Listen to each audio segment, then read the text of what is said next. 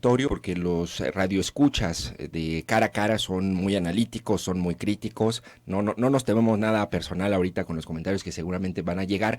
Pero a ver, le hago una pregunta al auditorio, que es lo que más o menos vamos a discutir aquí contigo. Y es, ¿los pobres son pobres porque quieren, porque no trabajan? Es decir, ¿es una elección la pobreza? ¿O hay otras circunstancias que influyen en que tengas poder adquisitivo, tengas riqueza o tengas pobreza? Mira, eso lo lanzo para el auditorio, 33 18 80 76 41. Y si te parece, vamos a comenzar con la frase, bueno, me llamó mucho la atención lo que dijo el presidente Andrés Manuel López Obrador, Máximo, en esta semana, con respecto a los pobres, que dice que son muy agradecidos, y a los aspiracionistas. Si te parece, comenzamos por analizar esta concepción de la pobreza, o al menos lo que podríamos inferir de lo que cree o entiende el presidente y la cuarta transformación, puesto que la cuarta transformación es del presidente, en torno a los pobres y la pobreza. Vamos a escucharlo, Máximo, y lo comentamos enseguida, también para que el auditorio tenga el contexto.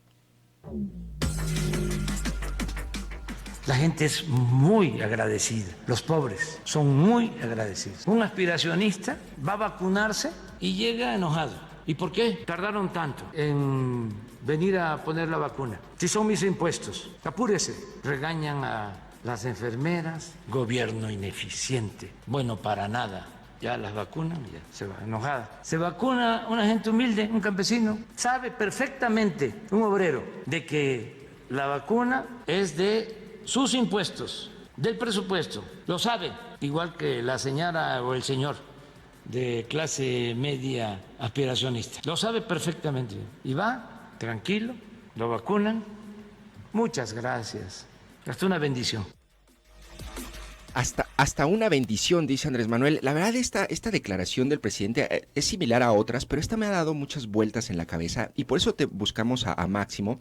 A ver, tú como especialista en temas de desigualdad, como economista, ¿qué pensamientos o qué puedes decir de este planteamiento de Andrés Manuel López Obrador en torno a los pobres, dice, y los aspiracionistas, Máximo?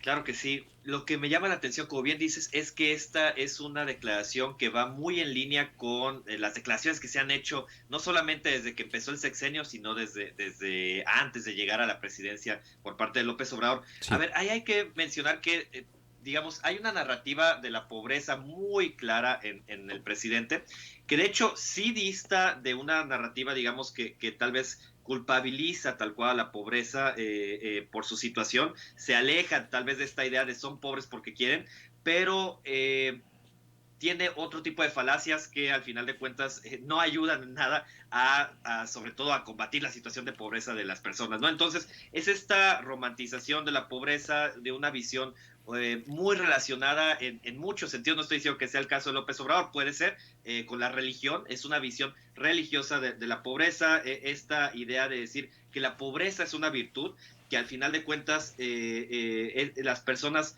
en pobreza tienen muchas virtudes que de hecho no tienen otras personas en otros estratos sociales, porque no viven esta situación, ¿no? Es esta idea justo de que es una forma de realizarse, ¿no? Vivir en pobreza. Y lo ha dicho muchas veces el presidente de esta manera, y al final de cuentas, insisto, esto carga ciertas falacias. La primera falacia tal vez es que, pues al final de cuentas, una situación de pobreza es una carencia, y es una carencia de la que tendríamos que, como sociedad, sacar a las personas, ¿no? Esto no quiere decir que, y más bien está detrás una idea, lo que yo estoy diciendo, de que la pobreza es justo una consecuencia de la sociedad. Y la pobreza es algo que se puede revertir en la sociedad según el tipo de política social, según el tipo de intervención que tenga la sociedad a través del Estado con las personas que tienen menos, ¿no? Ahora, también otra cosa que hay que decir sobre esta visión romántica de la pobreza que tiene el presidente es que utiliza, digamos, ciertos adjetivos que muestran claramente lo que está detrás, ¿no? Por ejemplo, es esta idea de decir que son humildes, los pobres, que son religiosos, o como tú decías bien ahorita con la intervención que citan, pues que son muy agradecidos, ¿no? Y esto, al final de cuentas, digamos, se nota más claramente el tipo de falacias en este discurso cuando se ponen o se contraponen más bien con esta idea de que el resto de la sociedad es justo lo contrario, no es agradecida, exige, exige al Estado lo que digamos lo que necesita, ¿no? Entonces es un discurso un poco tramposo, porque al final de cuentas está diciendo o lo que está detrás es los pobres están acostumbrados a recibir tan poco del Estado que aunque sea que les llegue una vacuna, lo ponía yo hace rato o ayer, no me acuerdo, en mi Twitter, en una campaña de vacunación que a nivel mundial está en el lugar 76, ni siquiera es que esté destacando por ser algo históricamente bueno lo que está haciendo el Estado mexicano, pues a pesar de eso, con que les llegue un poquito, ya con eso están sumamente agradecidos, ¿no? Claro. Y esta idea, pues es donde me parece más peligrosa, porque lo que está diciendo es, los pobres, y estoy entrecomillando, los pobres que son virtuosos, que ser pobre es una virtud, pues son los que más nos van a agradecer lo que estamos recibiendo, digo, lo que les estamos dando, y el resto de la población que sabe y lo dice en la intervención, que sabe que es un derecho lo que está recibiendo, pues no necesariamente tiene que estarlo agradeciendo, porque al final de cuentas es una obligación del Estado. Entonces todo eso está detrás de esta idea de la pobreza como una virtud, lo digo otra vez, muy relacionado con una visión un tanto religiosa, y pues que genera otros problemas que ahorita podemos platicar sobre cómo se trata o se atiende la pobreza en el país. Oye, justamente creo que, a ver, te voy a exponer dos puntos. El primero es un obstáculo y una inferencia que hago, que se genera como obstáculo. Es decir, mientras no tengas claro el fenómeno, el problema, es decir, si lo ves como con una visión casi religiosa o romántica, pues no lo vas a poder atender. Es decir, el concebir a la pobreza como con esta idea de que es una virtud, pues bueno, no permite emprender políticas públicas para combatirlo como una problemática social derivado de una estructura económica y de una serie de dinámicas, ¿correcto? Es decir, ahí está un obstáculo. El otro que veo también difícil, Máximo, es que me parece muy, muy congruente, entre comillas, que el presidente dice la pobreza es una virtud. Esa es la traducción de lo que está compartiendo. Máximo, somos la mayoría de los, digamos, mexicanos, somos católicos, naces, creces, te educan con ese principio de la pobreza es una virtud. Me parece que allí ideológicamente, digamos, pues como mexicanos sí asocias la pobreza con una virtud, y el presidente lo plantea en esos términos, y me parece que por eso conecta de esa manera con su audiencia, ¿no? Totalmente, sí, lo estás diciendo de una manera que a mí me parece perfecta.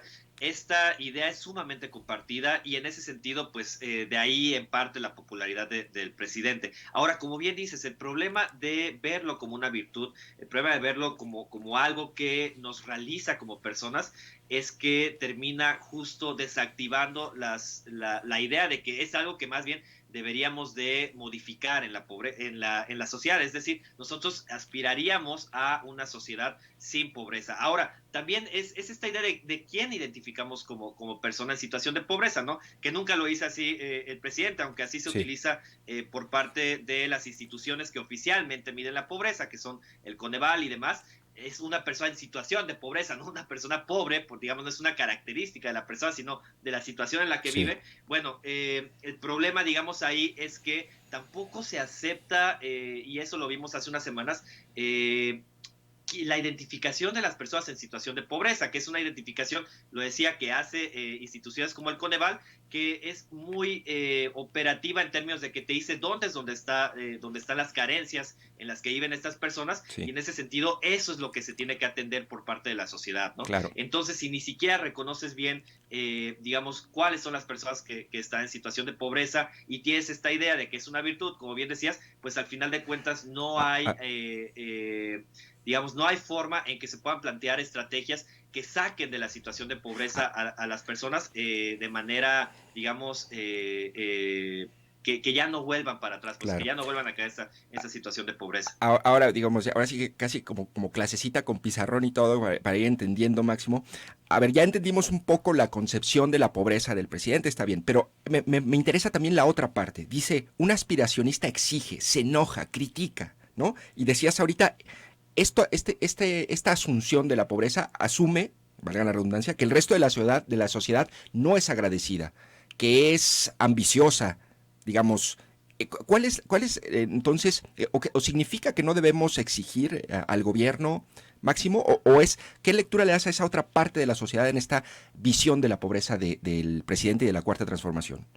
Sí, me parece que viene de esta, digamos, y aquí también nuevamente hace sentido y hace conexión, entonces por eso es tan popular el discurso. Digamos, sí hay estudios que muestran cómo ciertas clases sociales que suben más arriba de una línea de pobreza, que suben tal vez a lo que podemos conceptualizar como clase media, que es súper difícil de definir, hay Sí, que decirlo, ese tipo de población, digamos, de repente sí se encuentra que en términos de buscar separarse y buscar marcar una línea clara respecto a las personas en situación de pobreza, pues tratan de decir, yo llegué aquí porque pude, por mis propios esfuerzos, y quienes están abajo justo no han llegado aquí porque no se esfuerzan, ¿no? Entonces, de repente sí hay cierta realidad en que la clase media, insisto, en esta vaga conceptualización que existe, digamos, es a lo que se refiere el presidente como aspiracionista, que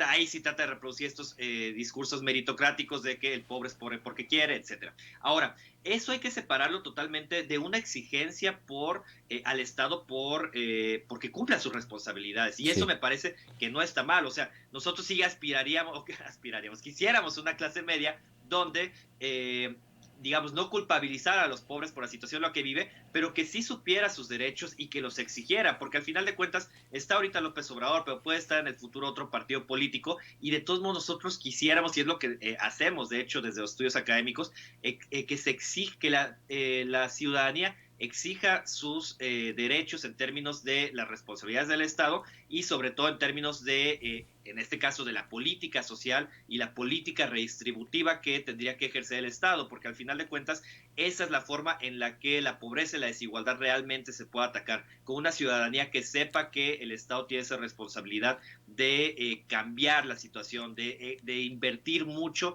para que cambie esto, para que cambie la pobreza, para que baje la riqueza extrema en el país, etcétera. Y esto se desactiva cuando López Obrador dice que la clase media aspiracionista está enojada y que sabe sus derechos y que los exige enojada, ¿no? Pues al final de cuentas, o sea, tenemos que tener claro que estamos en una situación histórica donde el Estado por décadas nunca ha cumplido los derechos de las personas. Entonces, claro. en ese sentido, claro que la población está enojada y debería de exigir las responsabilidades del Estado. Eso no debería ser una sorpresa para el presidente.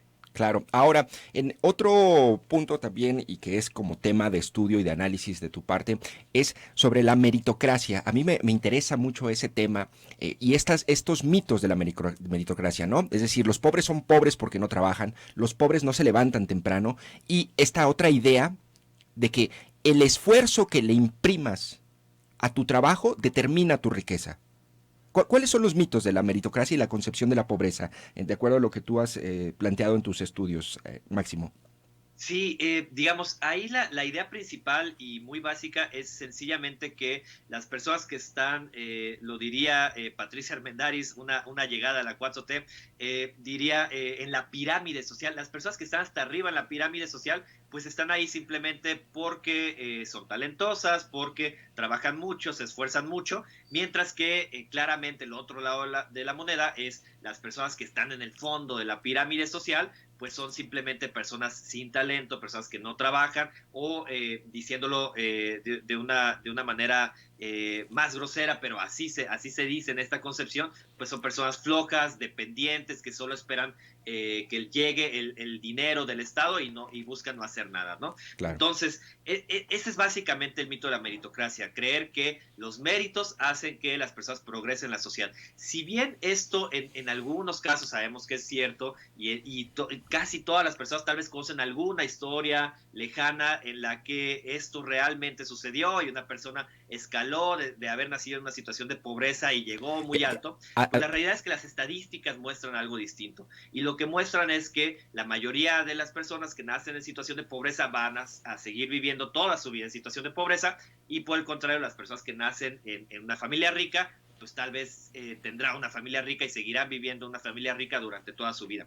Entonces, digamos, ¿cuál es el problema con este mito? Que justo lo que busca es desactivar, lo decía hace rato, esta política redistributiva. Si tú crees que las personas que están arriba merecen estar arriba y las personas que están abajo pues son culpables de estar abajo, por qué el Estado debería de darle dinero a las personas que están en situación de pobreza, ¿no? No hay ninguna justificación para eso. Entonces, en ese sentido, México es de los países, ya sea por nuestra visión religiosa, por el Estado tan mínimo, el Estado social casi inexistente que hemos tenido durante muchas décadas.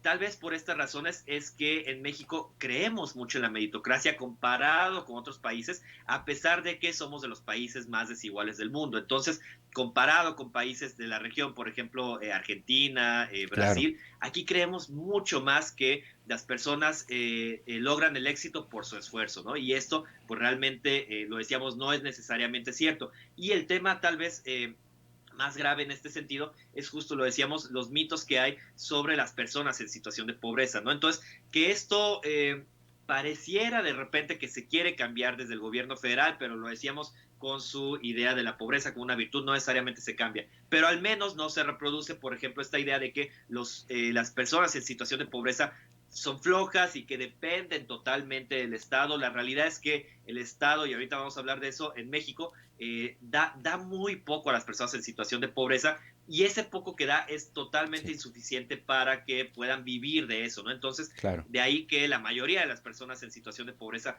digamos, todas en su mayoría trabajan. Por ahí son ellas las que tienen el mayor porcentaje de tener dos trabajos o más, porque justo no les alcanza con tener un solo trabajo, y pues al final de cuentas lo que reciben por política social, por programas sociales, es bajísimo y no les alcanza ni siquiera para un cuarto de el total de ingresos que tienen, ¿no? Claro. Otra idea también que existe detrás de esta culpabilización de la pobreza es que hay ciertos vicios detrás de la pobreza, ¿no? Entonces, que las personas pobres, además de ser flojas, esto lo estoy entrecomillando, obviamente, pues beben mucho, se drogan mucho, y lo que muestran también los datos en ese sentido es Sí. que la realidad es que no hay una diferencia importante entre eso y el resto de la sociedad. Es decir, las personas en situación de pobreza no se destacan por ser viciosas, como lo diría esta narrativa, sino que lo son en la misma medida que es el resto de la sociedad, pero hay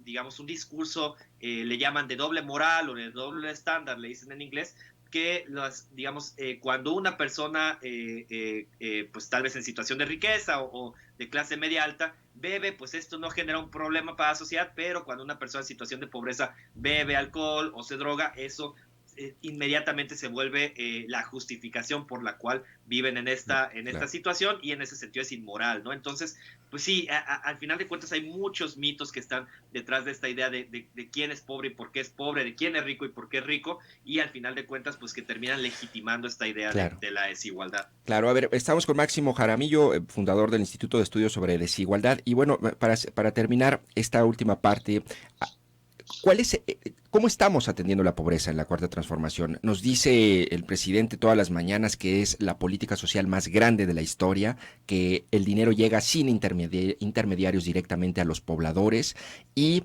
que literal la pandemia nos vino como anillo al dedo porque ya teníamos una política social para responder a la crisis económica que se generó. Pero a partir de los datos que tú revisaste, ¿qué nos puedes compartir, Máximo? Claro que sí. Tal vez ahí lo primero que hay que decir es que digamos, en la crítica que hacemos a la política social actual no quita o no deja de lado que también hacíamos crítica a la política social de sexenios anteriores, ¿no? Entonces, Sí, lo que sucedía en sexenios anteriores en cómo se trataba de atender la pobreza, al final de cuentas lo veíamos como insuficiente, y desde una ideología, por decirlo así, en términos de política social neoliberal, ¿no? Entonces, en eso estamos de acuerdo. Ahora, lo que no estamos de acuerdo es que eso haya cambiado fundamentalmente con el cambio de sexenio, y ahora podemos mencionar por qué. Lo primero es que sí, efectivamente, López Obrador menciona que ahora se gasta como nunca en la historia en política social, en programas sociales, ¿no? Y la realidad es otra. La realidad es que por ejemplo, cuando comparamos el porcentaje de lo que se gasta hoy en programas sociales federales respecto del PIB, que es una medida muy clásica, comparar montos de presupuesto respecto del PIB, lo que encontramos es que actualmente se gasta menos de lo que se gastaba en años anteriores como 2013, 2014, 2015 y 2016. Y sí, tal vez lo que sí hay que decir es que aumentó 7% el gasto social entre 2018 y 2019, pero de ahí se estancó. 2020 bajó, 2021 aumentó un poco. Pero esto sigue siendo menor que en el sexenio anterior, al menos que a la mitad del sexenio anterior. Entonces, la primera es, no se gasta más que en el mismo sexenio de Peña en programas sociales. Ese es un primer mito muy importante. O sea, Peña gastó más en programas sociales. Exacto. Ahora, lo siguiente es, digamos, la política social, como tú bien dices, decía López Obrador, pues ahora que estamos en una situación mejor en términos de política social, pues nos cayó como anillo al dedo la crisis porque no hay, digamos, lo que quería decir, sin decirlo de esa manera como anillo al dedo, es que estamos en la mejor situación o en la mejor preparación para enfrentar la crisis en términos de la protección que damos a los hogares más vulnerables, ¿no? Sí. Y eso es donde es triste y gravemente tampoco es cierto, también es una mentira.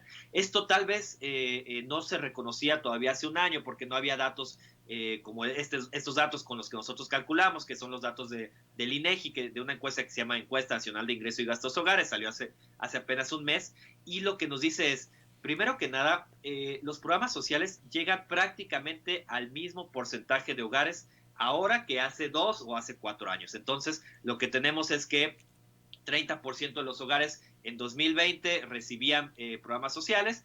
Esto es un poquito mayor que lo que sucedía en 2018, que era 28%, y menor, hay que decirlo, menor que en 2016, que era 31% de los hogares. Ahora, el problema no es tanto que sigamos sin ningún avance en términos de cuántos hogares en el país reciben programas sociales. El problema es que cambió la composición de quienes los reciben, ¿no? Y ahí es donde está lo más grave que decía. Sí. El cambio es digamos, que antes más hogares en situación de pobreza recibían programas sociales federales. Por ahí el dato es que 6 de cada 10 hogares de los más pobres, del 10% más pobre, recibían programas sociales, y hoy solo 35 de cada 100 reciben programas sociales federales. Lo vuelvo a decir, de 61% bajó a 35%.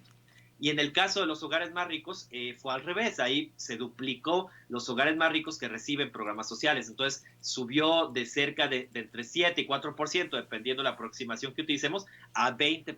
Claro. Entonces, es muy grave lo que estamos viendo en términos de esta redistribución, y tiene ciertas implicaciones que igual ahorita las podemos profundizar. Claro. Mira, Máximo, pues la verdad lamentablemente se nos acaba el tiempo, pero te agradezco mucho. Un último comentario, digamos, para redondear lo que acabamos de platicar. Quienes nos están escuchando, este artículo y estas referencias que hace con las fuentes, Máximo Jaramillo, fundador del Instituto de Estudios sobre Desigualdad, está en mi cuenta en Twitter, @jnlomelí. Valdría la pena que le echen una leída. Me parece que hay que analizar sin trasfondo ideológico, sin filias, sin fobias, los datos, y la política social de este gobierno tiene sus matices, créanmelo, tiene sus matices. Un último comentario, Máximo. Sí, totalmente. Me parece que es muy importante que la mayoría de la población conozcamos estas cifras para que no nos vayamos con esto que nos dicen a diario en las conferencias mañaneras, que 95 de cada 100 personas en situación de pobreza reciben al menos un programa social. Pues bueno, lo que encontramos es que no es 95, es 35, ¿no? Entonces, sí, tenemos que reconocer esto para exigir que aumente el gasto social en el país y que de esa manera se pueda atacar la desigualdad y la pobreza. Pero bueno, ojalá y se difunda mucho más, y gracias por el espacio, Jonathan. Bueno, pues te agradezco muchísimo, Máximo Jaramillo, fundador del Instituto de Estudios sobre Desigualdad, economista, doctor en Sociología por el Colegio de México. Que tengas un excelente día. Gracias, igualmente, hasta luego. Pues ahí está una larga conversación sobre este tema que me interesa mucho. Y ojo, no es ni soy pro Morena ni anti Morena. A mí lo que me interesa es ver cuál es verdaderamente el problema y qué podemos hacer, qué debe hacer y qué deben hacer los gobiernos para atender la desigualdad en nuestro país, al margen de filias y fobias. Y creo que un punto de partida es justamente empezar a tener debates con datos en las manos y no debates ideológicos en donde a priori dices estoy a favor o estoy en contra, a favor del presidente o en contra del presidente. Lo que nos dice todas las mañanas Andrés Manuel López Obrador debe ser por el bien de nuestro país, por la democracia, por un Estado democrático y por un derecho a la información, debe ser escrutado. Y no necesariamente, yo creo que el presidente tiene cosas positivas, bien lo dice ahorita Máximo, dice, se aleja de esta idea de que el pobre es pobre porque quiere, Pero bueno, eso no implica que todo el resto y lo que está haciendo ahora esté bien y sea una política social correctamente aplicada. Ahí está para el debate, ¿eh? 9 de la mañana con 34 minutos, escríbeme al 33 18 80 76 41, a ver qué opinas, @JNLomelí, vamos a un corte y regresamos con más en Cara a Cara. XHGO, Zona 3, la radio del 91.5, Zona 3.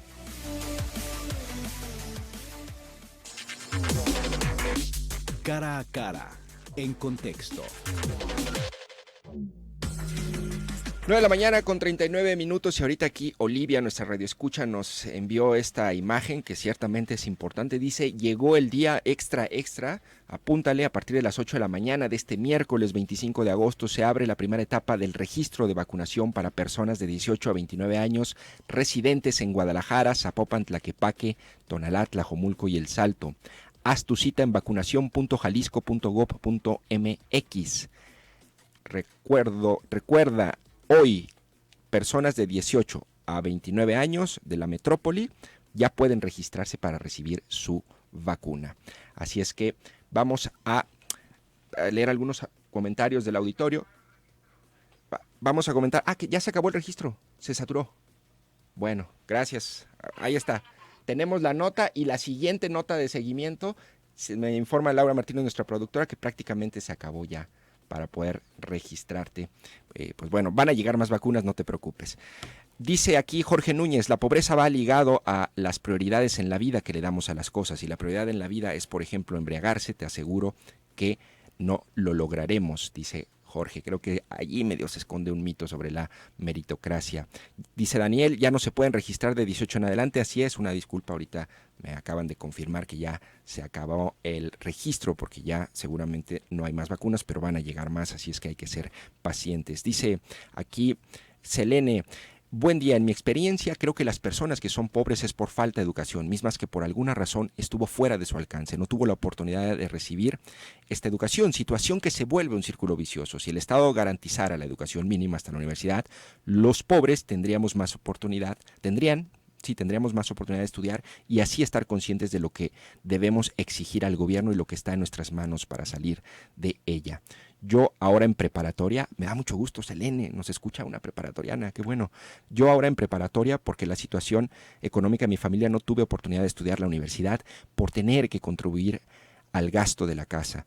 Ahora debo tener 2 empleos para poder mantener a mi hija y que ella tenga las oportunidades que no tuve yo. Bueno, pues Selene, te agradezco mucho que nos escribas. Por eso yo le digo al auditorio, a ver, está bien apoyar los subsidios del presidente, pero a ver, de verdad, con una beca Benito Juárez o estas becas que da el presidente de 2,000 pesos mensuales o algo así, ¿de verdad con eso vamos a acabar con la pobreza? ¿De verdad es suficiente la política social de subsidios? ¿Eso es lo que va a ayudar a sacar adelante el país o se necesita mucho más? Yo creo, me inclino más por la segunda opción. Bueno, vamos a comentar también esta rueda de prensa que dio ayer el gobernador Enrique Alfaro, acompañado de Paola Lazo, titular de la Secretaría de Igualdad, y comparte esta información sobre los centros de justicia para la mujer y la atención a mujeres violentadas, que ha sido un problema que se ha agravado en esta pandemia. La violencia intrafamiliar, la incidencia está disparada. ¿Debido a qué? A que, bueno, pues al no salir de casa, al estar confinados, aparte del estrés que se genera y de la angustia que muchos pueden vivir, sobre todo el año pasado, en los momentos más drásticos, en donde prácticamente no salíamos para nada, pues eso irrita y las mujeres conviven con sus violentadores en los espacios domésticos y eso ha disparado la violencia intrafamiliar, no solamente mujeres, también a niños, y esto es lo que dice ayer Paola Lazo, después, a un año de haber asumido el cargo, estos son los resultados que nos ofrece. los centros de justicia no están dando, digamos, al 100 la atención que debieran de dar, y tenemos, digamos, muchas denuncias y muchos reclamos continuos en torno a la saturación que hay en los servicios, porque inicialmente el Centro de Justicia de aquí de Guadalajara se construyó para atender diariamente a 80 mujeres, y actualmente atiende a entre 200 y 240 mujeres por día. ¿Sí? Entonces, esto hace que los tiempos de atención, por más que se quieran agilizar, tengan tiempos de atención muy prolongados que derivan más o menos entre 4 y 8 horas al día. Si nosotros pensamos que quienes van asistiendo a los centros de justicia para las mujeres son mujeres que han vivido una situación particular de violencia, el tener que estar ahí por este tiempo tan largo y además tener que contar su historia y su situación en muchas ocasiones tiene que ser repetida, de alguna manera se generan situaciones de revictimización. Bueno, pues allí nos dice Paola Lazo, imagínate nada más, los centros de justicia tenían que atender en promedio como capacidad, en su capacidad instalada eran 80 mujeres al día, y hoy atienden entre 200 y 240. Dice también que hay testimonios de revictimización y violencia institucional, esperas de 4 a 8 horas, espacios y equipo insuficiente, personal desgastado laboralmente, sin capacitar, falta de coordinación interinstitucional, bueno, falta de sistemas de información para seguimiento a los casos. Y bueno, esto es lo que nos comparte Paola Lazo, y ella habla de que se necesita un presupuesto que lamentablemente no hay, por lo cual me pregunto cuál podría ser entonces la alternativa. Y a la pregunta responde la secretaria de Igualdad que espera que con el regreso a las actividades normales, pues la violencia intrafamiliar ceda y baje. Una especie de traducción del tiempo lo cura todo, ¿no? Y vamos a ver cuáles son las acciones que se implementan en el corto plazo para darle una atención integral y adecuada a las mujeres violentadas en un fenómeno social que lacera y que va en incremento en los últimos años. 9 de la mañana con 45 minutos. Vamos a un corte y regresamos. Me va a dar mucho gusto para platicar con Eric Castillo Camacho en Los Atajos para el Arte, maestro en Historia de la Arquitectura Mexicana, amante de la música, un melómano del jazz. Y vamos a hablar sobre la muerte de Charlie Watts, baterista de The Rolling Stones.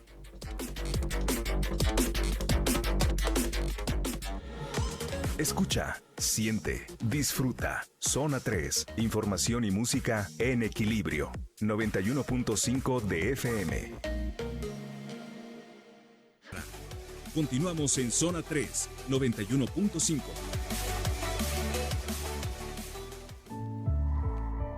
Atajos para el arte, en Cara a Cara.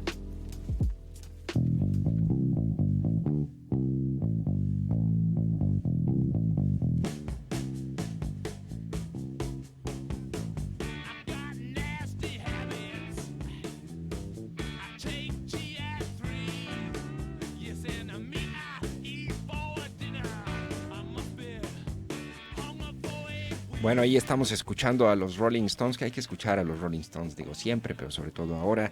Ayer se confirmó la muerte de Charlie Watts a sus 80 años, baterista de The Rolling Stones, que como te decía, según allí la prensa británica decía, era el heartbeat, el latir del corazón de los Rolling Stones, el motor de esta banda mítica. Y de este tema nos va a platicar hoy en Atajos para el Arte Eric Castillo Camacho, maestro en Historia de la Arquitectura Mexicana, melómano, amante del jazz. Y bueno, como amante del jazz, Charlie Watts era justamente amante del jazz. Buenos días, Eric, ¿cómo estás? ¿Qué tal? Buenos días, Jonathan, muy bien. Qué bueno, Eric. Oye, pues a ver, ¿qué podemos decir de Charlie Watts después de que ayer se confirma su fallecimiento? Adelante.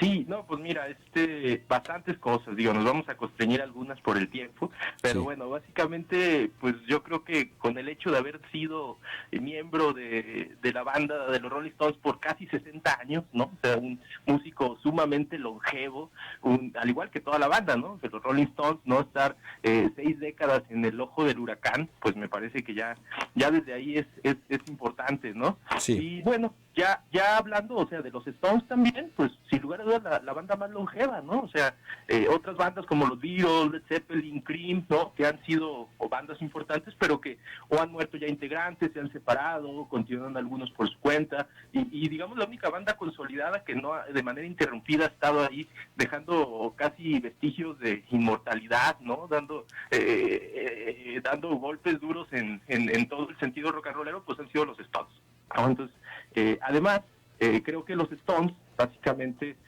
pues ya ves que aquí siempre buscamos la confluencia del arte y la política. Entonces me parece que es una banda básicamente que ha encontrado en la rebeldía su acción política, ¿no? A diferencia tal vez de Bob Dylan, que platicábamos en otra ocasión, que sí tiene pronunciamientos políticos muy claros. Pues por los Stones tal vez no, pero sí a través de su manera de ser, de esta rebeldía, de este desacato social, de esta transgresión moral, ¿no? A las buenas costumbres, a las buenas conciencias, pues creo que siempre han marcado la pauta de una rebeldía, de un acto de constatatario, ¿no? En la música. Y en ese sentido, incluso ahorita con la entrada que dieron de la canción Live With Me, pues no sé, la traducción de la canción, por ejemplo, dice algo así como tengo hábitos asquerosos, tomo el té a las 3, ceno carne, ¿te gustaría vivir conmigo? Soy lo peor, digamos, nada de lo que podría ser moralmente aceptado, ¿no? Dice, y sin embargo, pues eso ha sido, ¿no? Ha sido como esa contraparte, pues, a las estructuras sociales de los Stones, y es el caminar por el lado salvaje, ¿no? Citando a Lou Reed, ¿no? De los Stones, que han mostrado que se puede ser joven, o ser joven es una actitud más que un estado físico, ¿no? Digo, estar a los 80 años atrás de una batería, dándole con ese pulso del que tú hablabas, ¿no? Que además es fantástico, como en la BBC lo distinguían a Charlie Watts como el sutil y estoico latido de los Rolling Stones, pues me parece de llamar la atención, ¿no? Claro. Y bueno, ya podemos, brevemente voy a hacer como algunos señalamientos ya en particular de Charlie Watts, como tú bien comentabas, un amante del jazz. De hecho, a él no le gustaba el rock and roll, ¿no? Él tocaba en bandas de rhythm and blues y de jazz en 1963, cuando se acercan a él Brian Jones, Mick Jagger y Keith Richards para invitarlo a formar parte de los Rolling Stones. Y bueno, no quería mucho, no le hacía el feo al rock and roll, pero bueno, se decantó por estos jóvenes y bueno, se unió a ellos y pues poco a poco fue involucrándose a la escena del rock and roll, a entender el blues y a darle, creo, a la banda, sin lugar a dudas, pues esta como disciplina rítmica. Tú bien sabes que siempre los bajistas y los bateristas nunca acaparan los reflectores de una banda, ¿no? Entonces, siempre estando como tras bambalinas, pero con una calidad y con una sutileza que obviamente permitía tanto a Mick Jagger como frontman y a Keith Richards en la melodía, en la guitarra, pues navegar tranquilamente, ¿no? De hecho, Keith Richards en el 60 y en el 63 en una entrevista dice algo así como: Charlie Watts me da la oportunidad de volar en el escenario, ¿no? O sea, como hablando de esta manera de crear un ritmo base donde pues ellos podrían hacer todas estas filigranas, ¿no? En el escenario. Hay una anécdota que me gustaría comentar, que creo que también dibuja mucho la estela de Charlie Watts. Dicen que en una reunión se puso pesado Mick Jagger y le dijo: tú no digas nada, tú eres mi baterista, ¿no?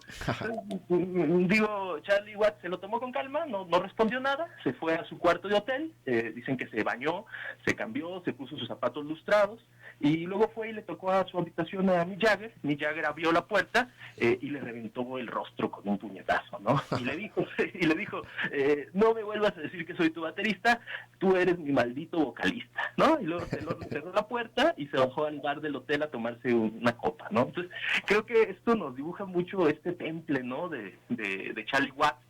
Sin lugar a dudas, el personaje más contrastante, ¿no? Digamos, uno puede ver los videos y demás, y siempre es como el más cabal dentro de esta locura que son los Rolling Stones, y sin embargo, pues, tenía convicciones, y siempre, digamos, como con la escena exacta, ¿no? De hacer las cosas sin digamos, la vehemencia natural del artista de rock, sino que con una templanza que seguro los Rolling Stones les permitió hacerse tan duraderos, ¿no? En los 80s tuvo problemas con la heroína, como pues casi todos los músicos del rock. Pensé que iba a decir, como casi todos lo hemos tenido. No, ¿verdad? No, nada de eso. Todos los que son estrellas. Nosotros somos pequeñas lucecitas Simples mortales. León de la ciudad. No, tuvo problemas de la reina que supo sobrellevar, casi le cuesta el matrimonio. Y bueno, ya en el 89 los Stones fueron, digamos, reclutados al Salón de la Fama todos, y él precisamente en el 2006 al Salón de la Fama de los bateristas, ¿no?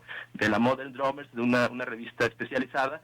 En el 2004 tuvo cáncer de garganta que superó, de hecho ya no fumaba desde los 80, pero no sé si fue una secuela de esto, no se ha aclarado, no se han dado detalles de las causas de su muerte. En el 2005 tuvo un accidente automovilístico que también casi le cuesta la vida en Niza, en París, en Francia, perdón. Y bueno, ya a título personal en el 2016, pues yo, y bueno, para todos los mexicanos tuvimos la oportunidad por última vez de verlo en acción en el autódromo de los hermanos Rodríguez en la Ciudad de México, en el Tour Olé. Ahí tuve la fortuna de ver a los Stones y sobre todo pues ver a Watts en un estado como un chaval, ¿no? De 20 años, ¿no? Dándole la batería. Todavía en el 2019 hay videos en el Tour de Estados Unidos de Charlie Watts tocando con los Stones y bueno, el parón que dieron fue por la pandemia, no por ellos, ¿no? O sea, pararon en el 2020 y bueno, hoy ayer, pues el fallecimiento en el 2021, ¿no? Que sería un poco como de estos últimos avatares de la banda legendaria de los Stones, ¿no? Claro. Oye, Eric, y a ver, ¿sabes qué pasará ahora con los Stones? ¿Tenían esa gira? Sí, ¿continuarán? Para septiembre tienen conciertos agendados en Estados Unidos. Pues yo no creo que gran cosa, Jonathan. De hecho, ya no iba a ir a la gira Charlie Watts. Ya suponemos que tenía algún problema de salud, porque habían anunciado que iba a haber un batería de reserva, ¿no? Que no iba a participar Charlie Watts en estos conciertos en Estados Unidos. Entonces, pues la verdad es que the show must go on, ¿no? Y más que nada, claro, estos viejos lo saben. Entonces, seguramente continuarán hay un sustituto, entiendo. Y pues qué mejor manera de homenajearlo, ¿no? Que siguiendo tocando y siguiendo dándole, ¿no? Hasta que les permitan a estos dinosaurios del rock and roll, ¿no? Oye, ahorita ¿cuál es la rola que más te gusta a ti? Digo, supongo muchas, pues, así de Rolling Stone, la que escuchas, o la que a lo mejor has escuchado más, y el disco. Igual con la rola ahorita, a ver si Machain nos cede un espacio para abrir zona de conexión con la rolita. Sí, pues mira, yo destacaría al menos dos discos fundamentales, de ahí ahorita destaco alguna rola, pero sobre todo Let It Bleed, que es además nos habla de la postura de los Stones, que es déjalo sangrar, ¿no? En contrario al Let It Be de los Beatles, que es déjalo ser. Entonces es como el lado oscuro, como los Sith, ¿no? Contra los Jedi. Y entonces el Let It Bleed todo es una pieza maestra, de principio a fin, no se puede quitar. Y de ahí, por ejemplo, Gimme Shelter, ¿no? Que es con la que arranca Let It Bleed, que es una joya. Y otro disco de los 70, que es un álbum doble también fantástico, Exile on Main Street, que es algo así como Exilio en la calle principal. También el sonido estoniano por definición, que también creo que puede los radioescuchas que les interese acercarse. Y por último, la última entrega, ¿no? De los Stones del 2016, un disco plenamente blusero que se llama Blue and Lonesome. Es el disco más blusero de los Stones, que es en la tardecita con un whisky, y la verdad es que no tiene falla, ¿no? Tiene también una gran posibilidad de visitar otras dimensiones, ¿no? De este espacio. Bueno, Eric, oye, pues Eric Castillo Camacho, maestro en Historia de la Arquitectura Mexicana, melómano, amante del jazz también. Te agradezco muchísimo que nos hayas acompañado. Me está confirmando ahorita Laura Martínez que ya la próxima vez vamos a estar aquí en cabina para que también mejore el audio y un poco ahí la conversación pues fluya todavía más. Te agradezco mucho. Gracias, Jonathan. Sí, espero que nos veamos por ahí la semana que entra ya en vivo. Un saludo a todos los radioescuchas y pues escuchar a los Stones, ¿no? Trépenle. Así es, Let It Bleed, déjalo sangrar. Me gusta más ese término. Te agradezco mucho, Eric Castillo Camacho. Bueno, también te agradezco mucho a ti que nos hayas sintonizado en Cara a Cara. Como viste, son varios los temas que abordamos el día de hoy. Te recuerdo que puedes escuchar el podcast de este programa en Spotify y en Google Podcast y también en YouTube, en Zona 3, en la cuenta de Zona 3. Se sube a partir de mediodía y ya está disponible. Yo soy Jonathan Lomelí, @JNLomelí. Estoy a tus órdenes. Nos escuchamos mañana a las 9. La información al momento. Escúchala